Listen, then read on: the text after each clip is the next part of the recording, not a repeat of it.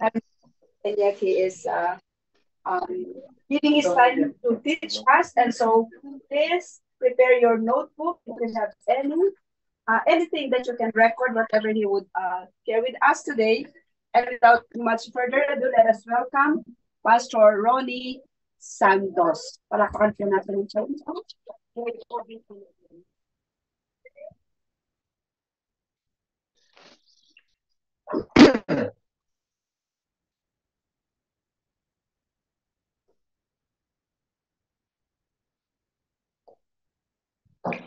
Praise the Lord. Good morning. Good evening. And Okay. Ha? hello po, Pastor. Yes. Hello. How are you, Grace? Po, Pastor. Sorry, All Pastor. right. Alakasan lang po namin yung Sige. Yeah. few minutes lang po. Thank you po. Yeah, go ahead when you're ready.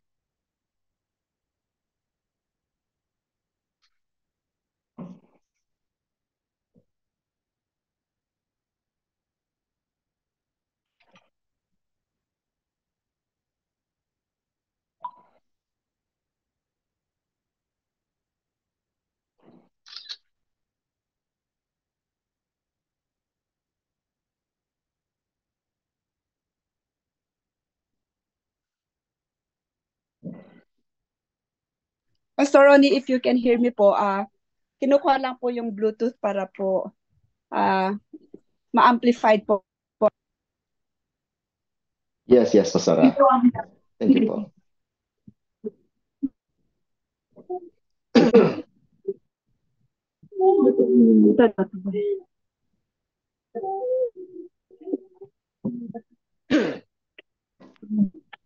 Louden. Pastor, can tayo po can you say a word po? Yes. Hello. How are you? Oh, Rinig po namin. rinig niyo? Maayos naman? Okay. Praise the Lord.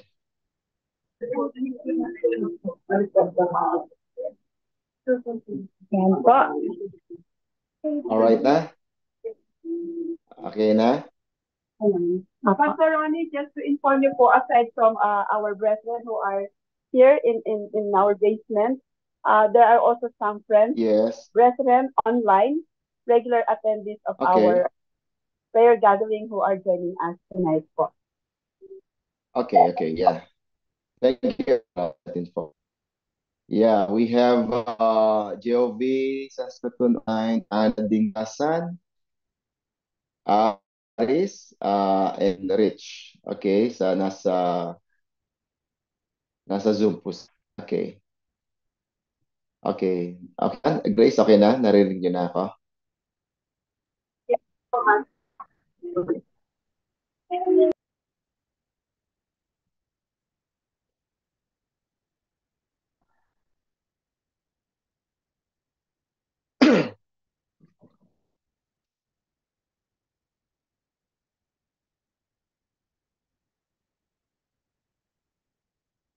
All right.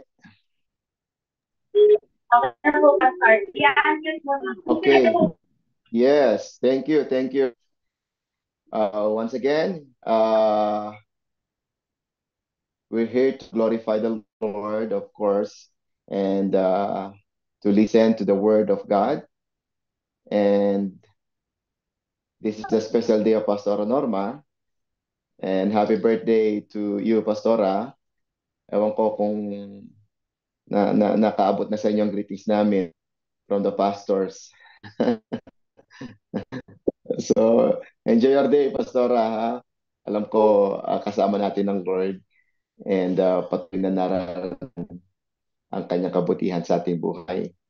And tonight, we'll continue to discuss about our topic to our heart, like what we have discussed last Tuesday. It's about hardening our heart, no? At ang ating talakay tungkol sa pusong tumitigas at kung paano ito na-develop. Ngayon naman, we'll talk about how to keep and guard our heart. And I believe lahat tayo ay may puso. All of us here, all there, have their own heart. But dahil napaka-importante, it's very important to know the condition of our heart, because the condition of our heart is very crucial in our walk with the Lord. It is very important in our daily lives, in dealing with people. It's very important in our personal living. So better for us to know condition of our heart. So ang tinatalakay natin puso, we are not referring to our heart physically or as part of the human body, which is a flesh that is pumps blood to the whole body, nor is it about romantic sense of the heart. We're into those kind of heart. Yung puso, the heart that we are talking about, it refers to what the Bible says about our human heart. In fact, the word heart or puso, it was mentioned in the Bible almost 3,000 times. And once a word in the Bible is constantly repeating, it has a significant meaning na kailangan nating pansin. Okay, so the heart or the word puso was mentioned in the Bible almost 300 times.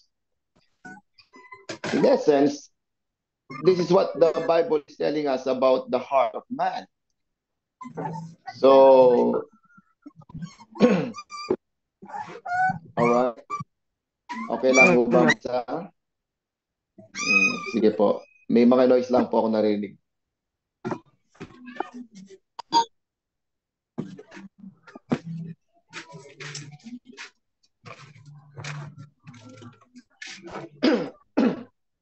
Grace? Hello?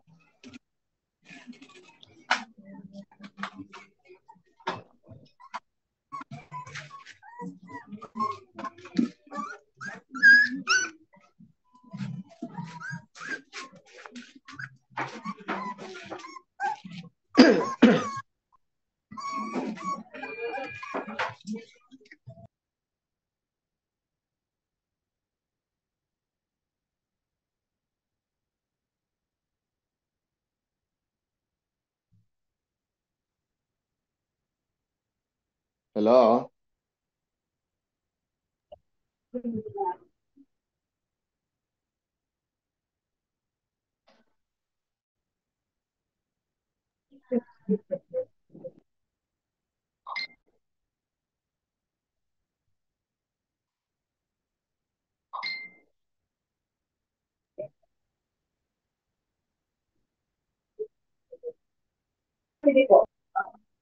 Okay.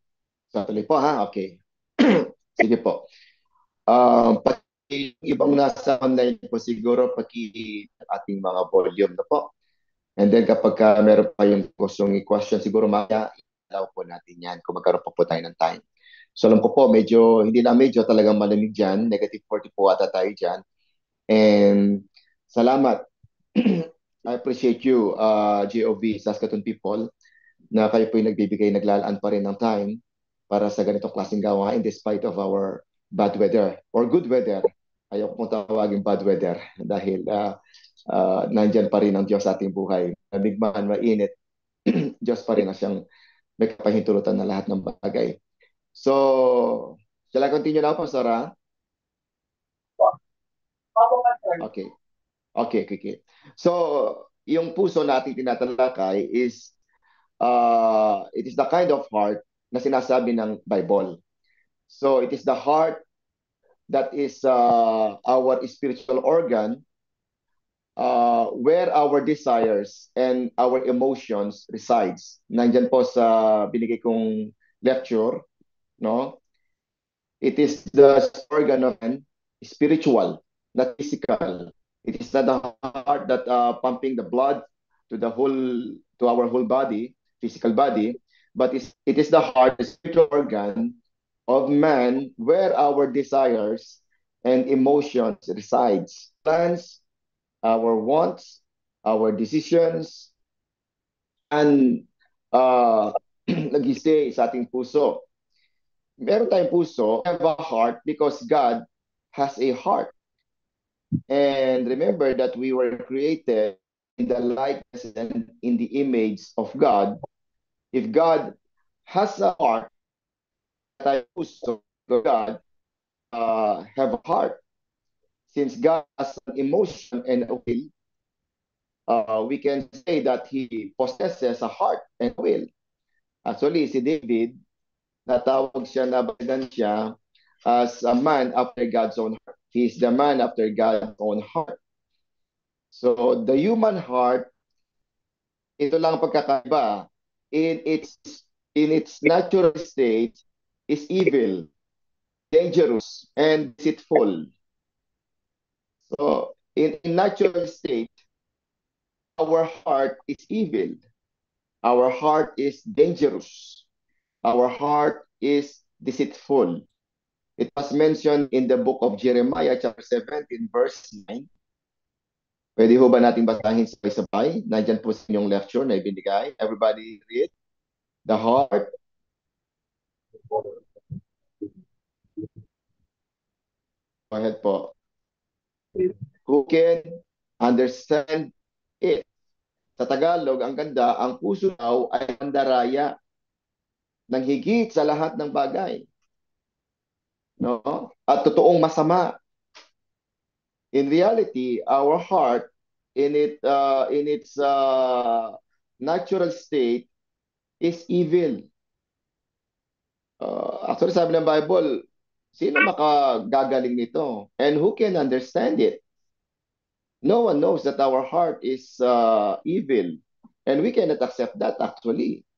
It's hard for us to accept that our heart is evil. Our heart is deceitful. That our heart is dangerous.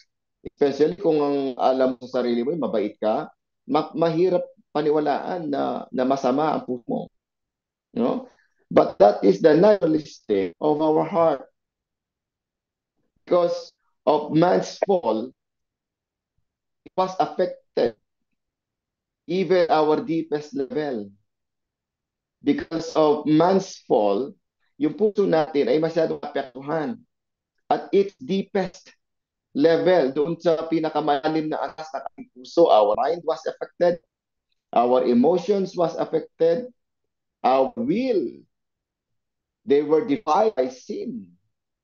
No, narumi ng kasalanan, and we don't know how bad our problem was. We cannot accept that we have a problem in our heart, or we may not understand that our heart is so much evil, deceitful. Anyway, we may not understand our heart. You know, here's the good news. God does. Amen? He knows the secret of our heart. Minsan tayo hindi natin kilala ang ating sarili, o madalas, hindi natin kilala ang ating puso. But you know what? God knows even the secrets of our heart. It was mentioned in the book of 44 verse 21, would not God have discovered it, since He knows the thoughts of the heart? Since He knows the secrets of the heart. John 2:24-25. There is no need for any to speak to Jesus about anyone because He knows. Pwede ho ba natin sabihin? He knows. Yan, praise God. Kanya minsan pinapaulit ko, gusto kong makita na attentive pa tayo sa pakikinig. He knows the will of all people. Lahat ng naniniwalang sila'y tao, magsabing amen. So kasama ka doon sa all people. He knows the will of all people, including you. And because of His knowledge of our hearts, now, God can judge with full justice. Amen. He's a just God. And upon knowing our heart by God, He can judge us with full justice. So lahat ng nangyayari sa buhay natin, huwag mo sabihin napaka-unfair. No, God is a just God. Minsan, nasasabi natin, hindi ito dapat nangyari sa akin, napakabait ko. Yun ang alam mo. But God knows even the secret of your heart. So sa lahat ng bagay na nangyayari sa atin na pinapahintulutan ng tandaan mo ang Lord. Amen? Hindi natin sabi, we cannot blame anybody, lahat na nasa buhay natin. Hindi natin pwedeng kasalanan niya, kasalanan ng nanay ko, kanya ako nandito sa sitwato, kasalanan ni brother, kasalanan ni pastora. Amen? So He can judge with full justice. Jeremiah 17:10, ang sabi, I, Yahweh, search the mind and try the hearts of people. Search the mind and try, sinusubukan niya ang puso ng mga tao. Now, babasahin ko po yung Mark chapter 7 verse 21. For us to know the sinful nature of our heart. It was mentioned in the book of Mark 7:21. Hindi ko lang po ito sinasabi. It was stated in the Bible. Mark 7:21. Okay, pwede ho ba nating basahin sabay-sabay? For from within comes forth, ano yun?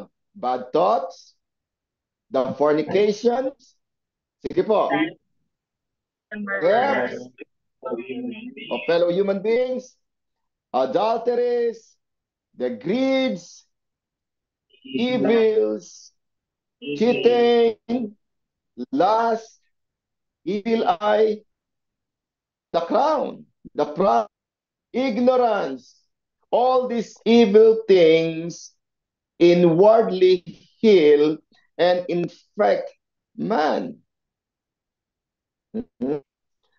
Actually, mali po yung pagkaka-English dyan na inwardly heal.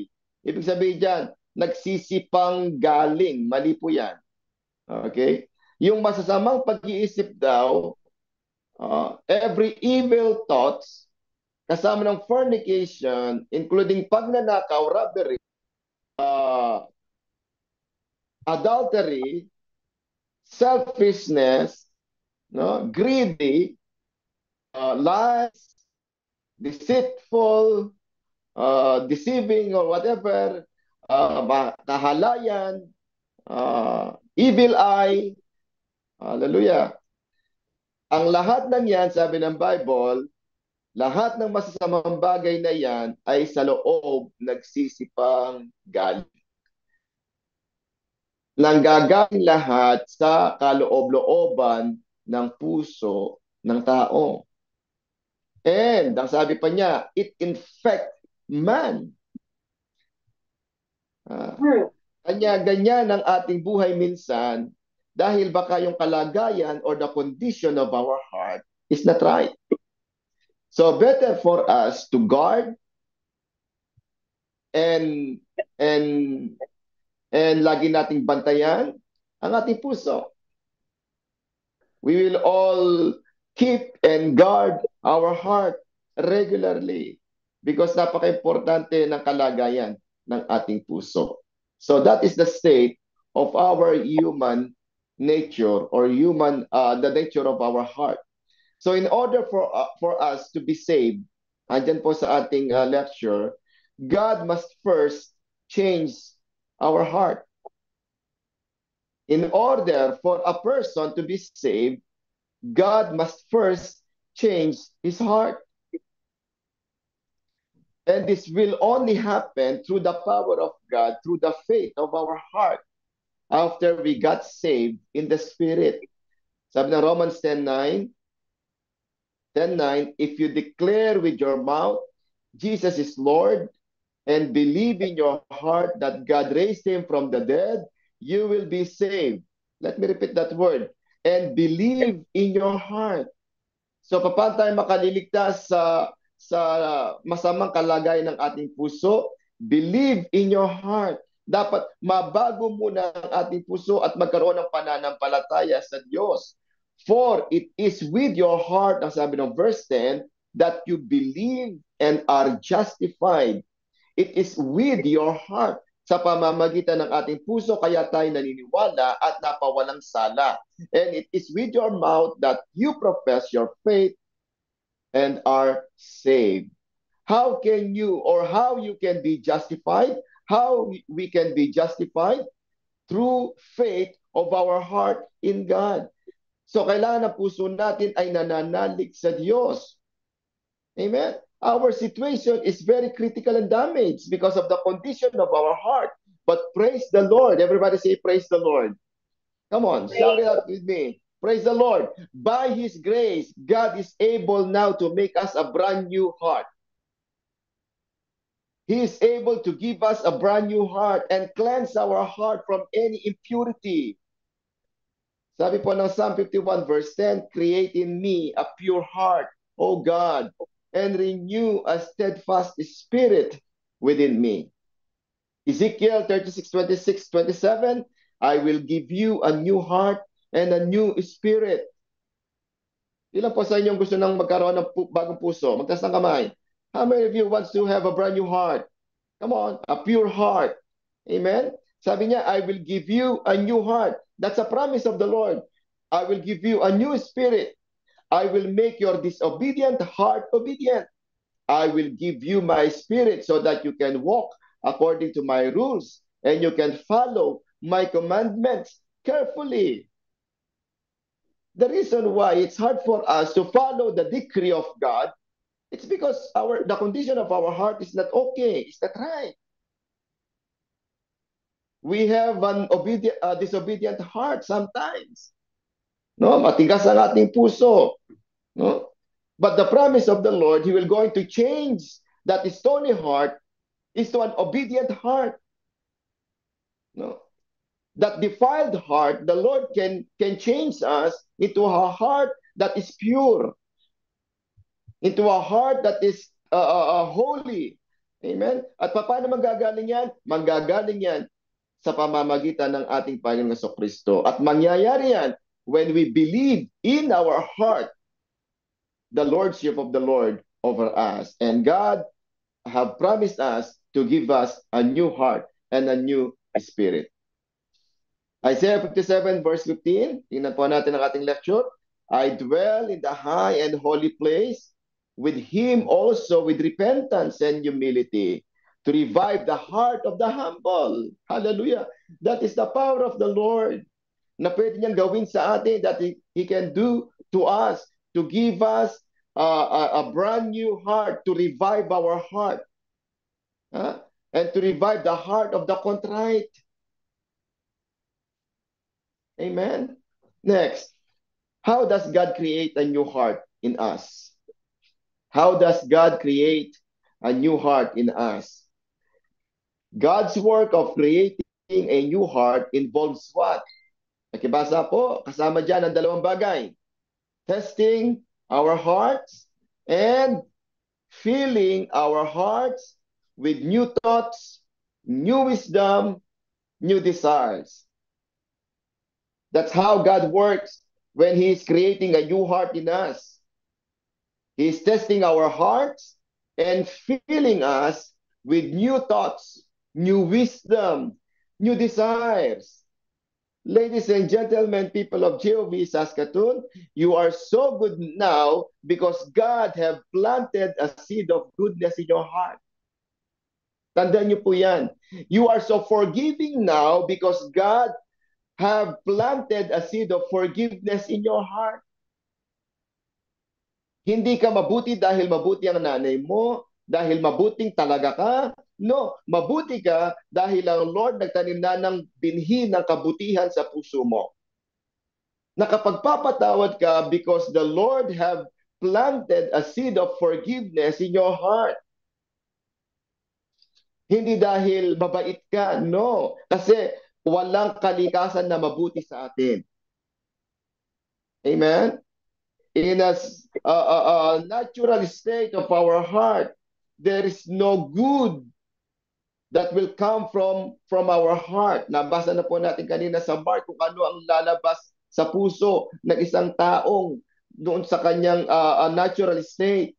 Walang mabuti, walang kabutihan, puro kasamaan. But thank God, when we got saved, tinanggap natin siya sa ating puso and the Lord have invaded our heart. The Spirit is now residing in our heart. Now, God have imputed a new thoughts, new wisdom, new desires in our heart. Kanya ka nagbago. Kanya binago ng Lord ang puso mo. He invaded your heart. He invaded your whole being. So you are good now because God have planted a seed of goodness in your heart. You are forgiving now. Nakuha mo patawarin ng taong nagkasala sa iyo, ang taong nakasakit sa iyo because God have already planted the seed of forgiveness in your heart. You are so loving now, natututo kang magmahal kahit sa mga taong hindi ka ibig-ibig because the Lord have imparted or planted a seed of love in your heart. Amen?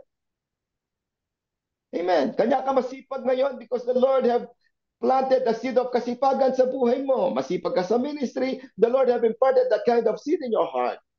You are so kind today because the Lord have imparted seed of kindness in your heart.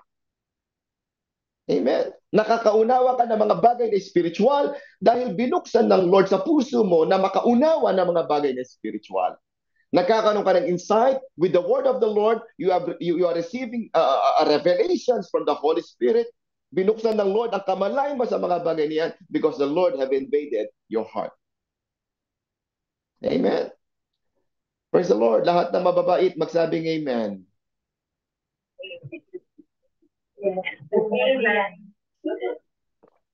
Yung iba yata, ayaw nilang tanggapin na mabait sila. O, lahat ng mababait, sabihin mo sa katabi mo, napakabait ko.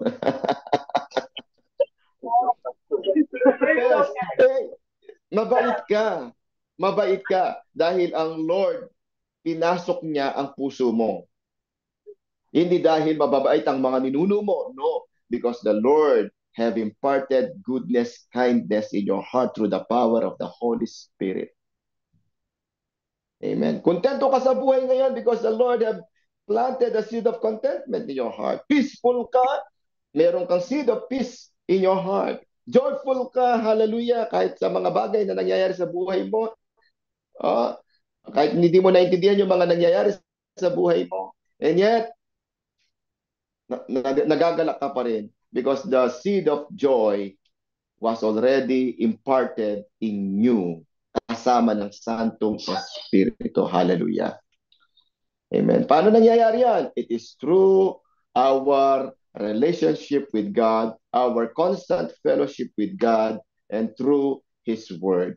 Right now, even right now, while I am speaking, God is planting seeds of new desires, of new thoughts, new wisdom in every heart tonight.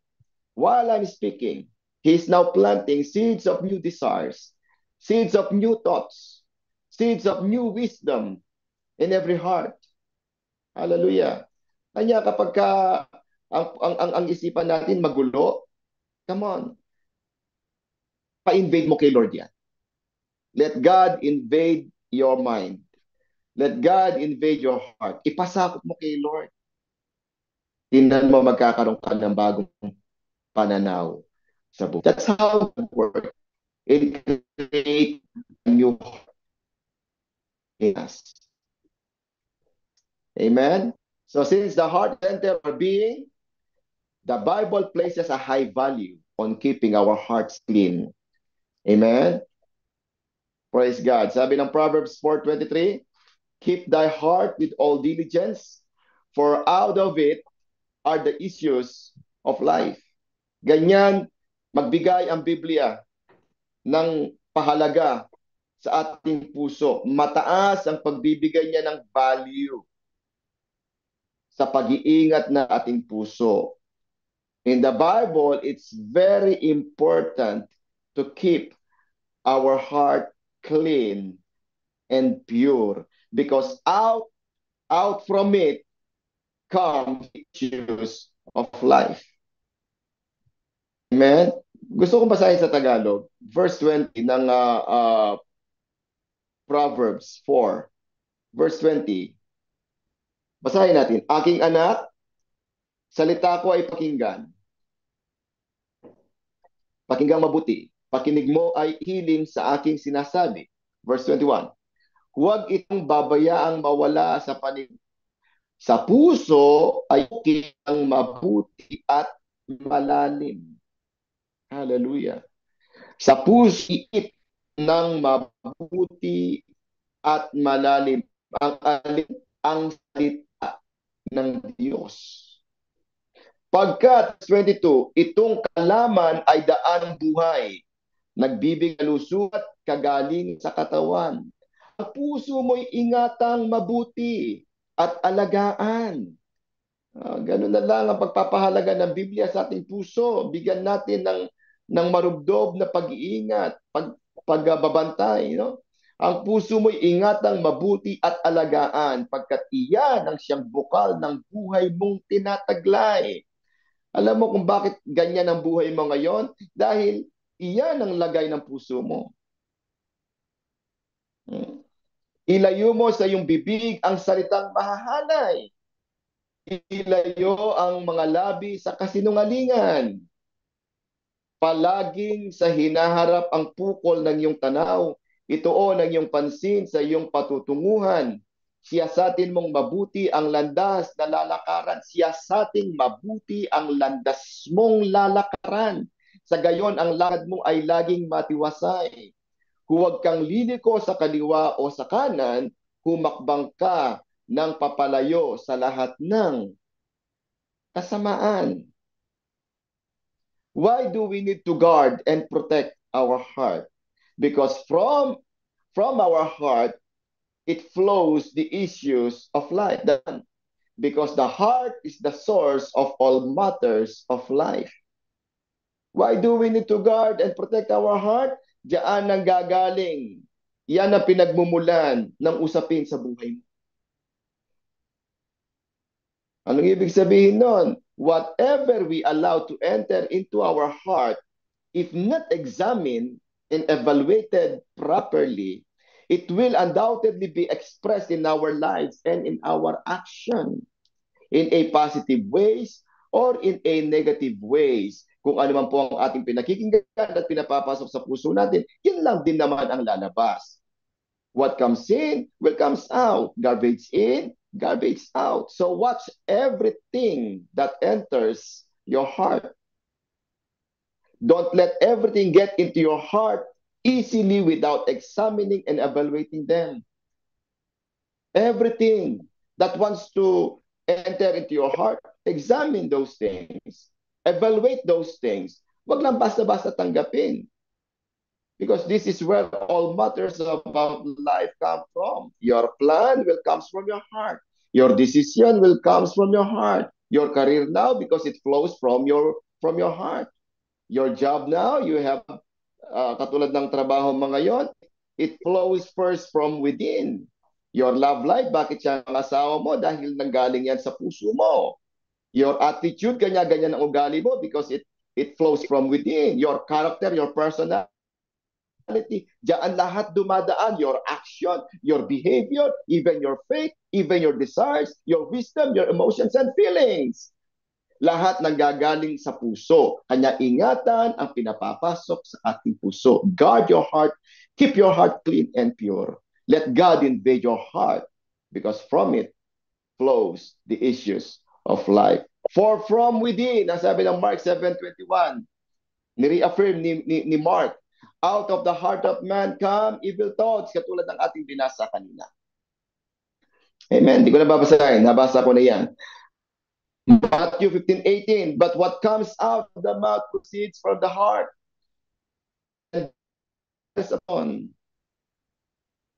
Kung ano pong sinasabi natin, naggagaling yan sa ating puso. Abundance of the heart, the mouth speaks, and this defiles a person kung pangit ang laman ng kanyang puso. So why do we need to protect and guard our heart? because the heart is the source of all the matters of life. And number two, nasusundan niyo ho ba ako? Number two, reason why do we need to keep and guard our heart? Our entrance into the kingdom of God depends on the condition of our heart. Are you with me, people? Pwede ba natin basahin lahat? Number two, our entrance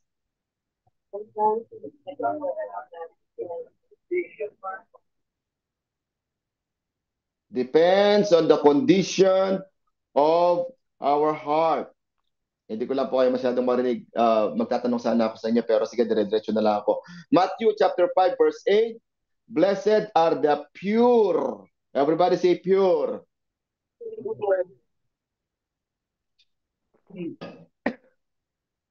Next week, tatalakayin natin kung ano yung pure heart, ha? Kasi baka akala nyo kapag ka pure heart, hindi ka na nagkakamali. Tatalakayin natin kung anong klaseng puso yung pure heart. Blessed are the pure in heart, for they shall see God. If your heart's condition is not right, sabi ng Bible, sa ating binasa, you are in danger. So better for us to keep it pure. Amen? Better for us to guard everything that enters our heart. Examine those things. Evaluate those things. Okay? Bago mo tanggapin yan sa puso mo. Dahil kapag ka nandiyan na sa puso mo, yan ang magiging buhay mo. Oh, come on. Kung ano pinapasok mo sa puso mo, yun ang magiging ikaw. Yun ang magiging attitude mo. Yun ang magiging character mo. Yun ang magiging decision mo. At yun ang gagawin mo. Out from within. Hallelujah. Comes the issues of our lives. Number three, because God is looking at the heart. Why do we need to keep and guard our heart? God is looking at the heart. Alam na po natin yan. Ilang ulit na natin narinig. Samuel chapter 16 verse 7. But the Lord said to Samuel, do not look at his appearance or on the height of his stature, because I have rejected him. For the Lord sees not a man as man sees. Man looks on the outward appearance, but the Lord looks on the heart. Napaka-importante ng kondisyon ng ating puso. It's so much important, no, the condition of our heart, because God is looking at the heart. No? The reason why we need to fix our heart and to put it in order, ayusin. Amen? Amen. Praise the Lord. Amen. Meron po nabuksan natin na-unmute. Kahit na ginagawa natin ay mabuti, if the condition of our heart is wrong, we still fail God. Even if what you do or what we do is good in our sight, if the condition of our heart is wrong, we still fail God, because God is always looking at our heart. Amen? He is looking at the motives and the condition of our heart. Minsan kahit masipag ka sa ministry, God is looking at one's heart. Minsan kahit naka-smile ka, parang mabait ka, God is still looking on the inside of us. So better for us to keep and guard our very heart. Keep our heart clean and pure. Amen? Number 4, because the heart is deceitful. Ang puso daw ay mandaraya. Nabanggit ko niyan last week. The heart is deceitful above all things and desperately sick. Who can understand it? Minsan nasa magandang mood tayo, minsan wala.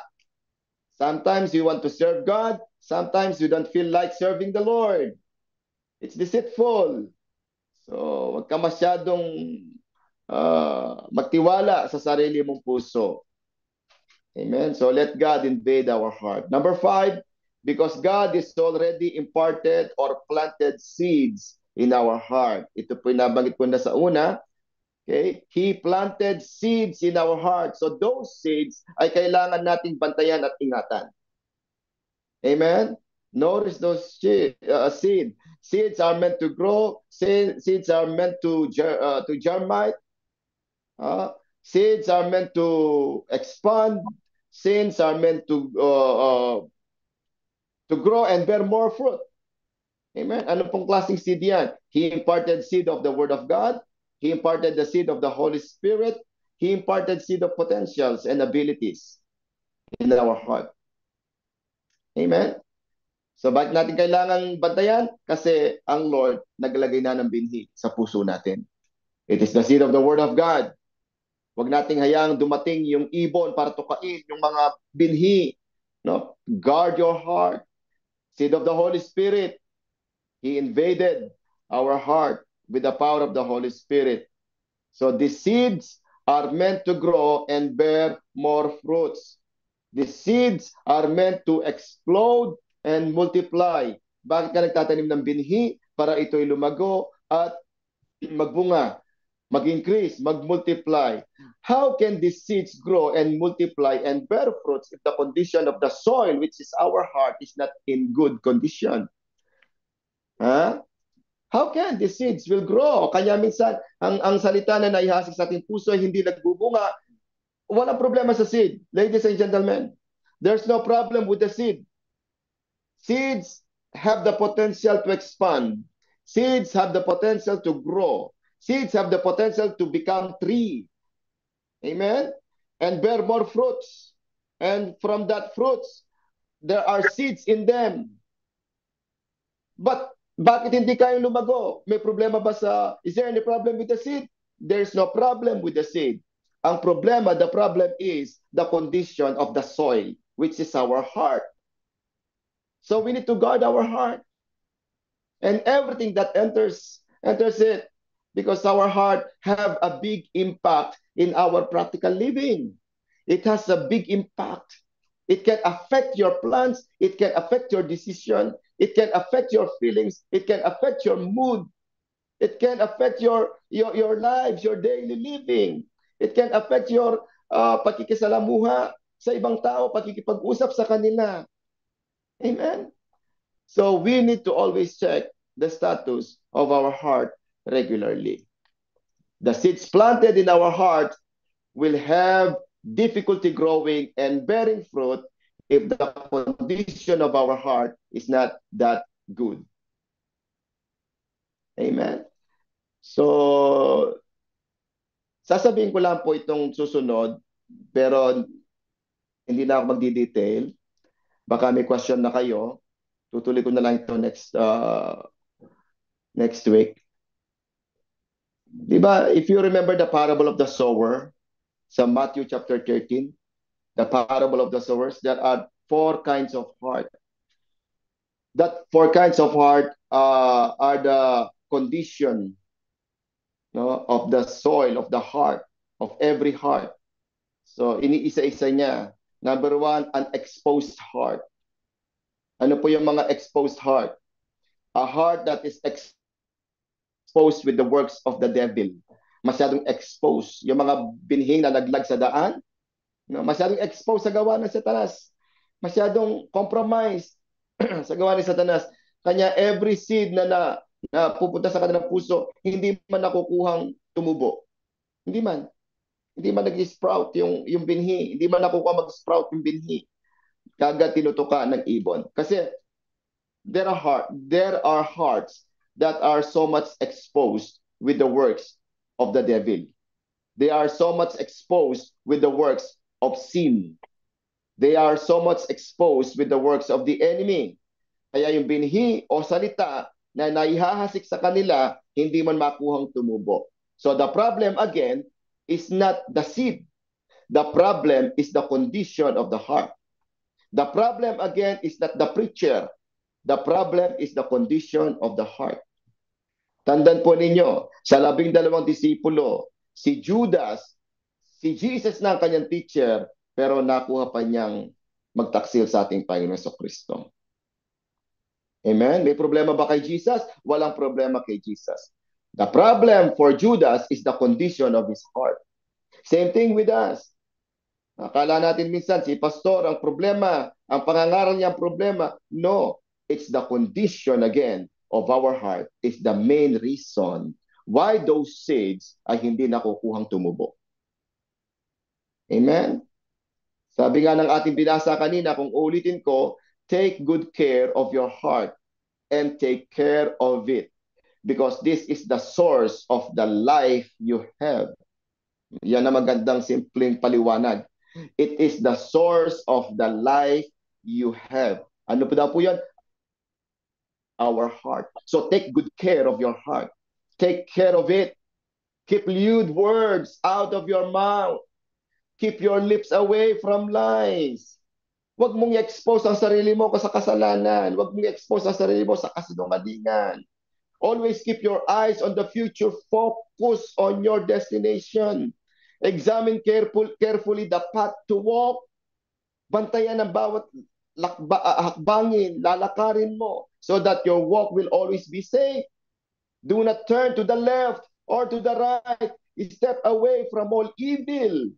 In other words, do not expose your heart to the works of the enemy because you are in danger.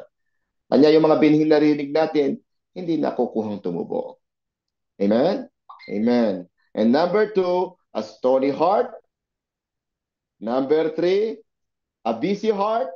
Next week, i-elaborate ko to. And number 4, a fertile heart or a good heart. Iyon ang 4 na uri ng kondisyon na puso meron tayo. Ano po yung una? An exposed heart, a stony heart, pusong mabato, di ba? May mga nalaglag sa mabato, hindi man nagbunga, tumubo ng konti. A busy heart, may mga binhing nalaglag sa may dawagan, tumubo ng konti, nag-ugat ng konti, pero hindi tumubo. You know what? Because God is always expecting us not only to grow, but to bear more fruit. Tandaan po ninyo yan. Huwag mo sabihin mayabong ka, pero kung wala kang bunga, sa Diyos, walang kwenta yan. And a fertile heart or a good heart. This kind of heart bears fruits because it was planted in a very good ground. Amen? Or the heart or the very good heart of the people. Because the heart is pure and clean. No rivals, no birds, no stones, no grass, no fuse, no compromise. Walang kaagaw. Seeds that planted in our heart will grow easily if the condition of our heart is good. If the condition of our heart is in a proper place. Amen? So that seed will easily germinate, will easily bear much fruit, healthy fruit. Multiplication is easy if the condition of our heart is in good place, it's in good shape. Expansion is easy if the condition of our heart is right and good. Amen? So God's word is very clear that the condition of one's heart is critical in our walk with the Lord. Mahalaga ang ating puso na ito'y maging malinis at puro dahil ito ang pinagmumulan ng ating buhay. So, church, we must keep and take care of our heart. Above all else, sabi ng Proverbs 4:23, again, uulitin ko, guard your heart, for it is the wellspring of life. Amen? So muli, basahin natin yung Ezekiel bilang huling verse. Ezekiel 36:26-27. Praise God. In unison, let's all read this verse. I will give you a new heart. Mhm. Amen.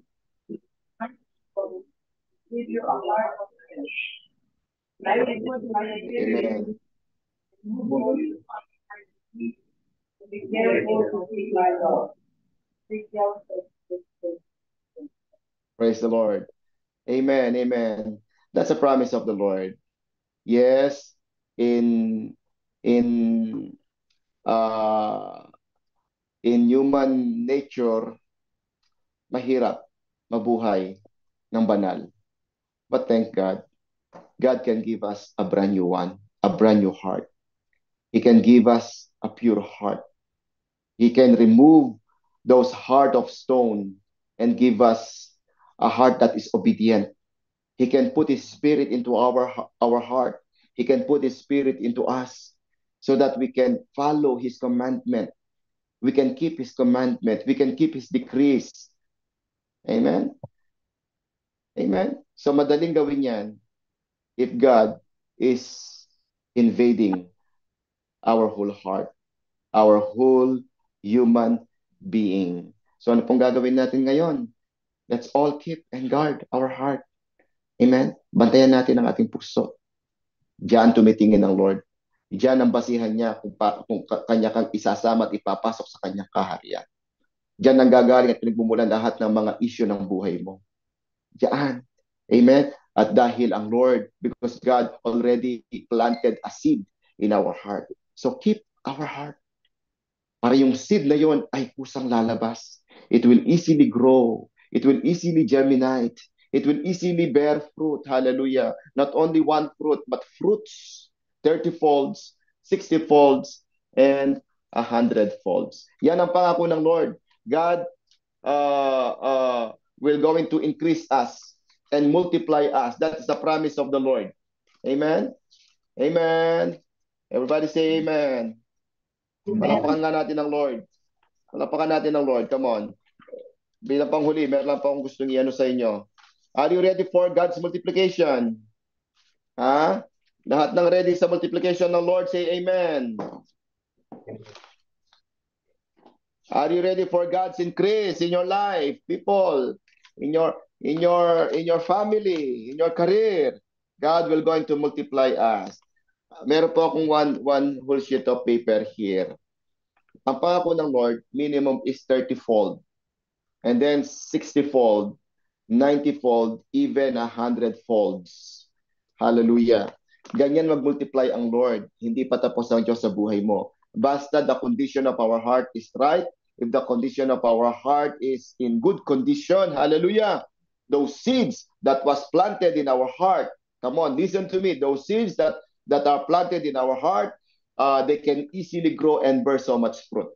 So multiplication is coming your way. Expansion is coming your way. Just believe it. Amen? I-fix natin. Let's all fix our heart. Come on. Ang pangako ng Lord, ito, one-fold. Pinold ko po ng isa. That is one-fold. That was equivalent to 2. Diba? One-fold. Pag 2 folds, ilan na kaya yun? 2 folds, magiging 4. Right? Amen. 2 folds. Pag 3 folds ko, ilan na yan? Magiging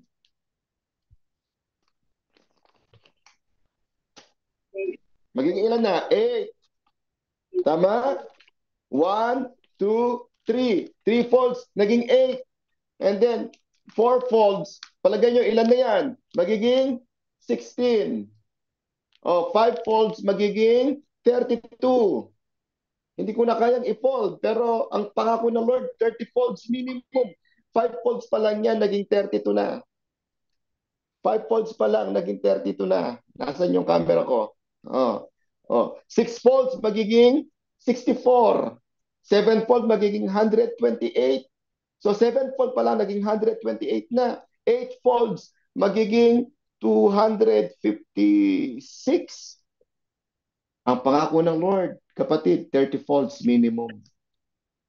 Sabihin ko sa inyo, multiplication is coming your way. God is always wants you to expand, to be blessed, to increase your territory, and God is for multiplication in your life. Pero bakit hindi nangyayari yan? Check the condition of your heart. Check the condition of our heart. Amen. Tapikin mo katabi mo, sabihin mo, bantayan natin ang ating puso. Tulungan mo ang mangaral sa Kanya. Bantayan mo. Amen? Napaganda sana kung actual kung yan sa inyo.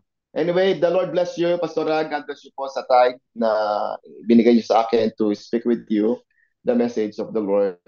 I'm praying na ito po yung naging blessing sa ating lahat, naging gabay sa atin at magiging gabay sa ating pang-araw-araw na buhay. So please, always guard your heart. Keep your hearts clean. Keep your hearts pure. Do not compromise to the works or with the works of the enemy. Do not expose yourselves with the works of the enemy. Amen? Because there are seeds that are already planted in your heart.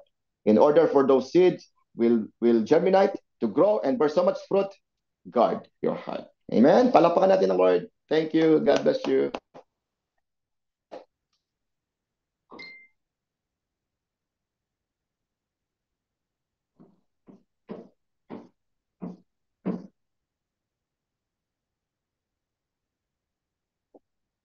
Maraming salamat po, Pastor Ronnie, for sharing Opo. the word of God. Amen.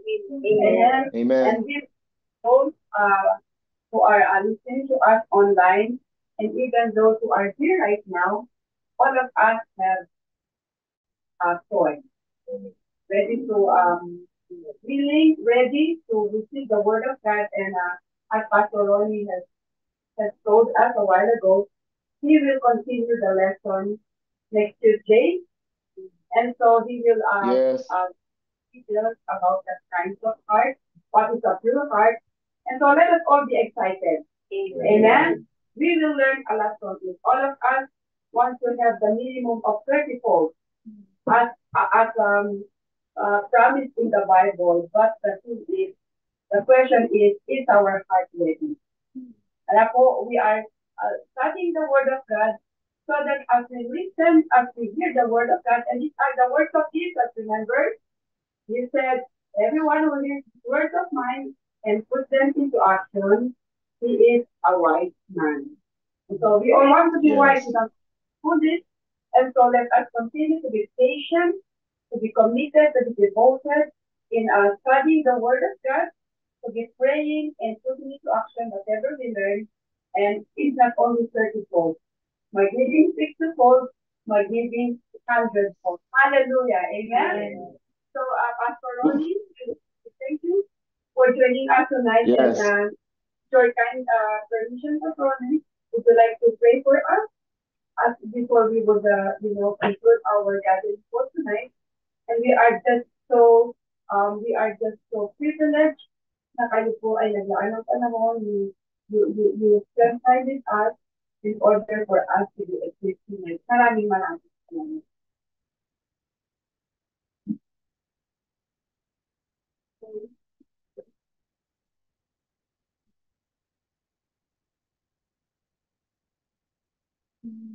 whenever you're ready po, we'll be listening for our during